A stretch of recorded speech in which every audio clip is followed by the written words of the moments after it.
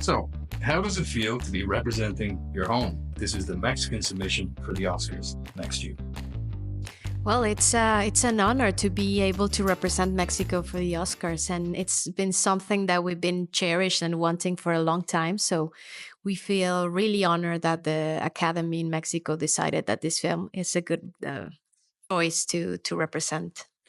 So, regarding representation, how important was representing the lives of young people, such as Soho, who have been affected by the drug cartel in Mexico? Well, it's a topic that's nobody's talking about, and it's very distressing that that's happening because we've had like 20 years of violence already in Mexico. So there is a whole generation that was born in this situation.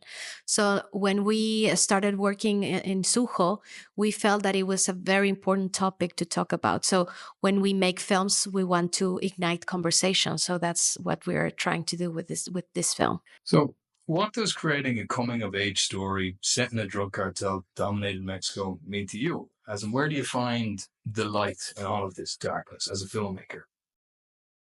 Well, I guess that when we were making our previous film, we talked with a lot of young people from rural areas and especially areas that are that are really reigned by drug cartels. So I felt like the hope is in these kids, in these same kids, and we felt that Sujo, we wanted to talk about. Every time a young person has an opportunity, the whole world has an opportunity. So we felt from the very beginning that, of course, there was hope, especially when we started doing the research. One of these kids became an actor, so we felt like he was like the perfect example of how things can change. It has been mentioned that Soho is an episodic film, and each character that enters his life is meant to feel like a season in life. And the film was using a visual narrative as you were doing the shots through the lenses and stuff like that. What was the thought process, say, behind this decision? Was there any technical challenges with the lenses and stuff like that? Because when we were doing a research on it, it was all to do with, say, the seasonal and the lenses. Could you talk a bit about that? Well, it was like a very experimental part of making the film. Like it, because of the opportunity of telling the story through different characters, I think that it helped us to approach filmmaking in different ways. So we felt like kind of free. So we were discussing Fernanda and DP and me about how can we make at least small changes that perhaps you cannot pinpoint like very clearly, but you can feel. And I guess that the key element was changing the lenses. So it was like a big struggle to find all the set of lenses because we brought those lenses from all over the world to be able to get all of those. And I think at the end it was very interesting because the flares and the coverage of the lenses are different between each set of lenses. So I think it gives a little different sensation feeling with the image.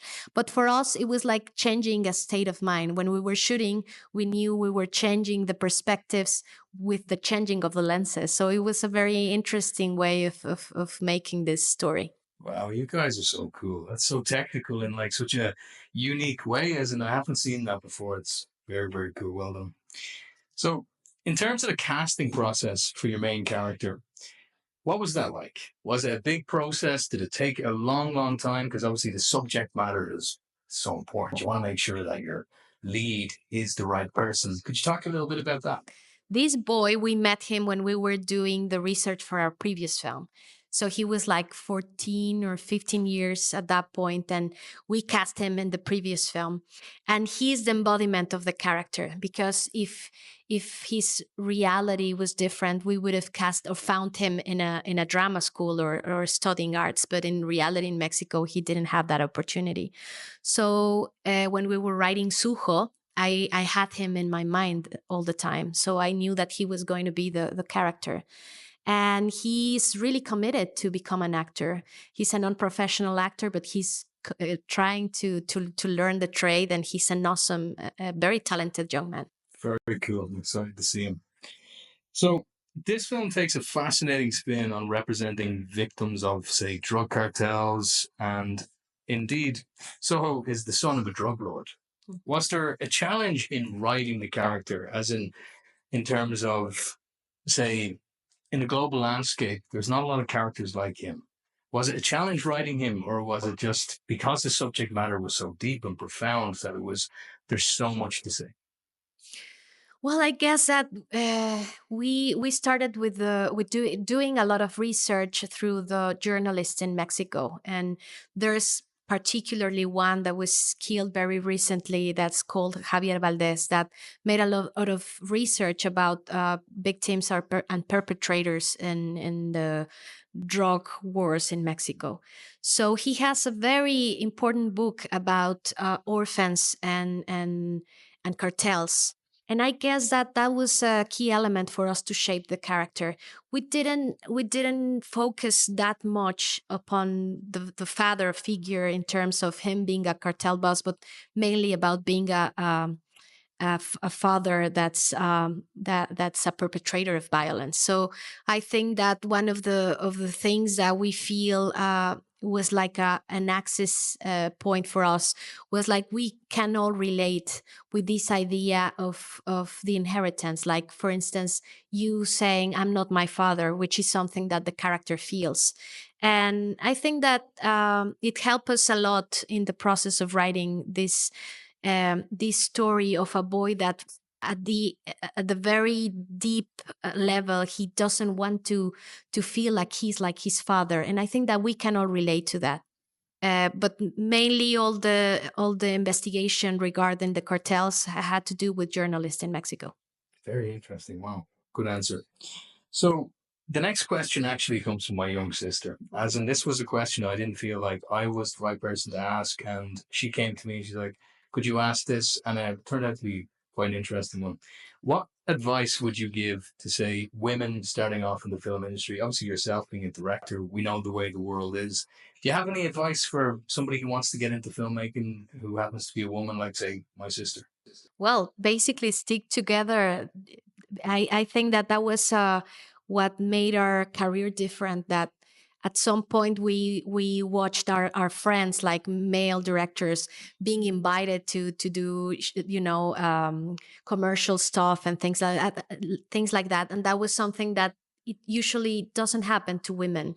So I think that what made us stronger was sticking together, like saying, okay, nobody's inviting me to make a commercial, but I can do my own film, and I'm going to be the producer and I'm going to be there for it.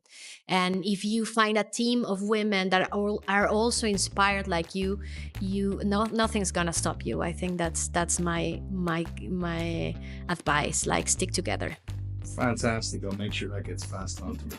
And so I'm really excited to see the film. Chris, do you have anything to add in terms of any other questions or anything like that? Let's ask when is Soho available for everyone to see in theaters? Well, Sujo is going to be available here in the UK on December 13th, so we are really excited.